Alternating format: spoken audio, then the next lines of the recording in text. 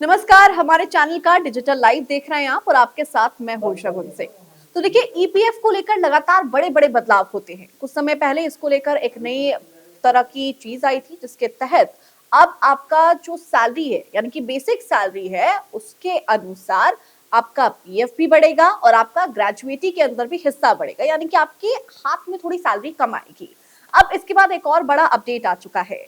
पहले क्या था, साल 2014 तक सिर्फ 6,500 रुपए तक के कर्मचारियों के लिए अनिवार्य था पीएफ का, लेकिन उसको बढ़ा के 15,000 किया गया और अब उसको बढ़ा के 25,000 किया जा रहा है। यानी कि सभी के लिए खुशखबरी के तौर पर भी देखा जाएगा, क्योंकि ये बड़ा बदलाव है, तो ऐसे में इसका कोई प्रोसीजर भी है और क्या क्या इसको लेकर रूल्स कहते हैं वो आज मैं आपको वीडियो में बताने वाली हूँ। तो देखिए, सबसे पहले ईपीएफओ अपने पुराने नियमों में लगातार बदलाव कर रहे हैं। अभी ईपीएफ और ईपीएस में अनिवार्य रूप से शामिल होने के लिए जो वेतन सीमा है, यानी कि जो सैलरी स्लैब इसके लिए डिसाइडेड है, वो है 15,000 पर मंथ। लेकिन अब सरकार इसको बढ़ाकर कर रही है 25,000। चूंकि सोचिए, जिनकी सैलरी पहले 6,500 रुपए थी उसको बढ़ाकर 15,000 रुपए किया गया। अब कोई अपनी जॉब स्विच करता है तो जॉब स्विच करने के बाद उसकी सैलरी ऑब्वियसली बढ़ेगी और सैलरी बढ़ेगी तो उसका फिर ईपीएस और ईपीएफ में से हट जाएगा, क्योंकि इसका सैलरी स्लैब मैक्सिमम अभी तक 15,000 रुपए का था। तो इसी को देखते हुए अब 25,000 इसको करने की बात कही जा रही है।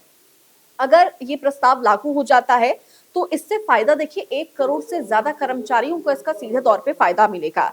यानी कि इससे 1 करोड़ से ज्यादा कर्मचारियों को पेंशन का भी लाभ मिलेगा और पीएफ का भी उनको लाभ मिलेगा।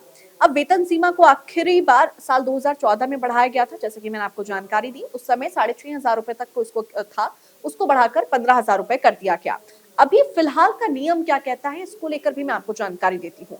देखिए, जिन कर्मचारियों की जो बेसिक सैलरी है वो 15,000 रुपए तक है, उनको ईपीएफ और ईपीएस में शामिल करना जरूरी है, मैंडेटरी है ये चीज।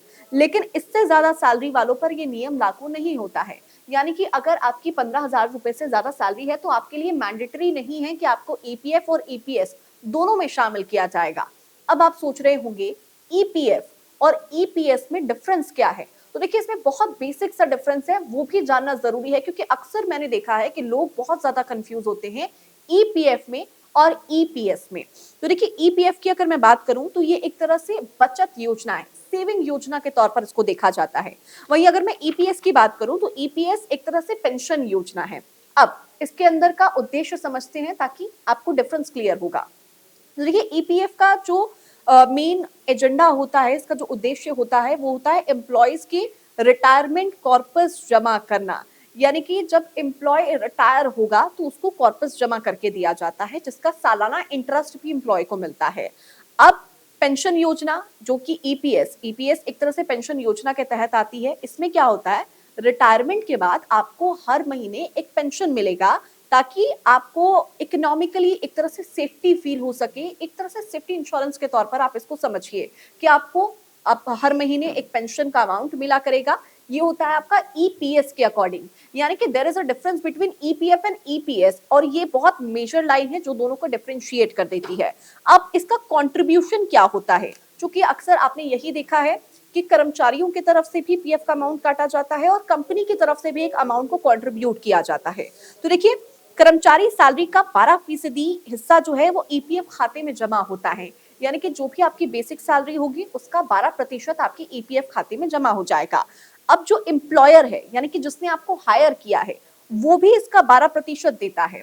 12% आपका, 12% उनका। अब जो एम्प्लॉयर है उनके 12% में से क्या होता है, आपका 3.67% जाएगा ईपीएफ में। यानी कि आपका बचत योजना में 3.67% जाएगा। लेकिन उसके अगर बात की जाए, अलावा बात की जाए, तो 8.33% जो है वो आपका ईपीएस खाते में जाएगा, यानी कि पेंशन योजना के तहत जाएगा, जो कि आपको रिटायरमेंट के बाद हर महीने पेंशन मिलती रहेगी। यानी कि अब 3.67% आपका जाएगा बचत योजना में, जो आपको कॉर्पस के तौर पर मिलेगा। एक तरह से आपको उसका इंटरेस्ट भी हमेशा मिलता रहेगा। और दूसरा 8.33% आपका ईपीएस खाते में जाएगा, जो कि आपको रिटायरमेंट के बाद एक तरह से हर महीने आपको पेंशन के तौर पर मिलेगा। अब इसकी मैक्सिमम लिमिट अभी तक 15,000 रुपए थी और इसी वजह से अब इसको बढ़ाने की योजना बनाई जा रही है। अब जरूरी क्यों है ये भी समझने की जरूरत है। चूंकि अभी तक तो हम यही जिक्र कर रहे थे कि 6,500 से बढ़ाकर उसको 15,000 कर दिया गया। 15,000 से 25,000 क्यों करना है? अभी तक शायद आप इसकी महत्वपूर्ण क्यों है ये समझ गए होंगे, लेकिन फिर भी एक बार तो देखिए, एक कार्यक्रम में डिपार्टमेंट ऑफ फाइनेंस सर्विसेज के सचिव जिन्होंने इस बात का जिक्र किया, जिसके बाद ये तूल पकड़ती हुई चीज नजर आ रही है कि अब 15,000 से इसको बढ़ाकर 25,000 किया जा सकता है। उन्होंने इस बात पे चिंता जताई कि अगर 15,000 से ज्यादा आपकी सैलरी हो जाती है तो आप इन सब चीजों का लाभ नहीं उठा सकते हैं, और ऐसे में 15,000 से थोड़ा ज्यादा कमाने वाले कर्मचारियों को पेंशन सुरक्षा नहीं मिल पाती है। उनका कहना है कि पुराने नियम अब समय और महंगाई के हिसाब से जरूर बदलने चाहिए ताकि कर्मचारियों को सामाजिक सुरक्षा मिल सके, यानी कि उनको सोशल सेफ्टी महसूस करवानी बहुत ज्यादा जरूरी होती है, तभी जाके आप देखिए ग्रोथ हो पाएगी। अब इसको समझिए, अभी तक हम क्या देख रहे हैं? महंगाई बढ़ रही है, तरह तरह की चीजों में डेवलपमेंट हो रही है, हम एआई की तरफ जा रहे हैं, टेक की तरफ जा रहे हैं, सारी चीजें यहाँ पर बदल रही है। तो इसी को देखते हुए पुराने नियमों के अंदर बदलाव करना भी जरूरी है। शायद इसीलिए साल 2014 में 6,500 से उसको बढ़ाकर 15,000 रुपए किया गया, और अब 15,000 रुपए से बढ़ाकर उसको 25,000 रुपए करना समय की मांग है, ताकि लोग सभी चीजों से टैकल कर पाएं। और इसी वजह से अगर ईपीएफओ वेतन सीमा को बढ़ाकर 25,000 रुपए कर दिया जाता है तो केंद्रीय न्यासी बोर्ड इस प्रस्ताव को अगले साल की शुरुआत में ही मंजूरी दे सकता है। यानी कि सरकार ने जो अभी तक अनुमान लगाया है उसके तहत सीमा में 10,000 की बढ़ोतरी, जिससे सीधा जो फायदा है इसका वो 1 करोड़ कर्मचारियों को मिलेगा। अब इसकी वजह से नए कर्मचारी पेंशन और पीएफ के दायरे में आ जाएंगे, और कर्मचारी संगठनों की भी लंबे समय से यही मांग है, मतलब सभी लोग इस बात को लेकर मांग करते हैं, क्योंकि महंगाई का दौर है और महंगाई के दौर में पुरानी सीमाओं को आगे बढ़ाते हुए एक नई सीमा बनानी बहुत ज्यादा जरूरी हो जाती है। अब देखिए, इसके पीछे के कुछ रीजंस भी है, क्योंकि जब भी कोई बदलाव किए जाते हैं तो उसको लेकर स्टडी काफी ज्यादा की जाती है। अब एक्सपर्ट्स इसको लेकर कहते हैं कि भारत में बड़ी संख्या में लोगों के पास रिटायरमेंट की कोई स्थायी योजना ही नहीं है, मतलब रिटायरमेंट के लिए उनके पास कोई प्लान प्रॉपर होता नहीं है, और इसके लिए उनको सेंस ऑफ सिक्योरिटी देना बहुत ज्यादा जरूरी है। ईपीएफ की सीमा बढ़ने से कर्मचारियों का मासिक योगदान बढ़ेगा, ऑफ कोर्स मंथली उनका कंट्रीब्यूशन बढ़ेगा, और ईपीएफ बैलेंस मजबूत हो जाएगा, यानी कि जो उनकी बचत योजना है वो काफी ज्यादा मजबूत हो जाएगी। भविष्य की पेंशन भी उनको ज्यादा मिलेगी। फिलहाल कर्मचारियों की जो बेसिक सैलरी है, एम्प्लॉयज की जो बेसिक सैलरी है उसका 12% ईपीएफ में जमा होता है, वही एम्प्लॉयर उतना ही योगदान देता है, जो कि मैंने आपको डिफरेंस समझाते हुए बताया था। अब देखिए, जो एम्प्लॉयर की लागत है वो इससे काफी ज्यादा बढ़ जाएगी, क्योंकि कंट्रीब्यूशन बढ़ेगा, और कर्मचारी कल्याण वित्तीय सुरक्षा को मजबूत करने में काफी स्ट्रॉन्ग स्टेप के तौर पर देखा जा रहा है। अभी की मैं अगर बात करूं तो ईपीएफ लगभग 26 लाख करोड़ की राशि का प्रबंधन करता है। इसके अलावा 7.6 करोड़ इसके एक्टिव सदस्य हैं। सीमा बढ़ने के बाद पेंशन कवर काफी ज्यादा बढ़ जाएगा। ये बदलाव पिछले 10 साल में सबसे बड़े सामाजिक सुरक्षा सुधारों के तौर पर देखा जाएगा, यानी कि साल 2014 के बाद की अगर मैं बात करूं तो चेंज में एक बड़े स्टेप के तौर पर देखा जाएगा। अब देखिए, इसको लेकर एक और बड़ा अपडेट है जो कि मैं आपके साथ साझा करना चाहूंगी। चूंकि कोड ऑफ वेजेस जो कल से लागू हो चुका है, 21 तारीख से लागू हो चुका है। अब हम जब बात कर रहे हैं ईपीएफ का, सेंस ऑफ सिक्योरिटी का, और किस तरह से रिटायरमेंट प्लान को लेकर एम्प्लॉयज को सेफ्टी महसूस हो सके, तो इसको लेकर एक और नियम है जो कि आ चुका है अब, वो है कोड ऑफ वेजेस। अब इसके तहत क्या होगा, एम्प्लॉयज की सैलरी का कम से कम 50% जो हिस्सा है वो आपको बेसिक सैलरी का देना होगा ईपीएफ के लिए। इसमें पीएफ और ग्रेजुइटी आपकी दोनों शामिल है। इसमें आपका हिस्सा बढ़ जाएगा, यानी कि जब 50% से ज्यादा हिस्सा इसमें इंक्लूड होना शुरू हो जाएगा तो उससे आपका पीएफ भी बढ़ेगा और ग्रेजुइटी भी आपकी काफी ज्यादा बढ़ेगी।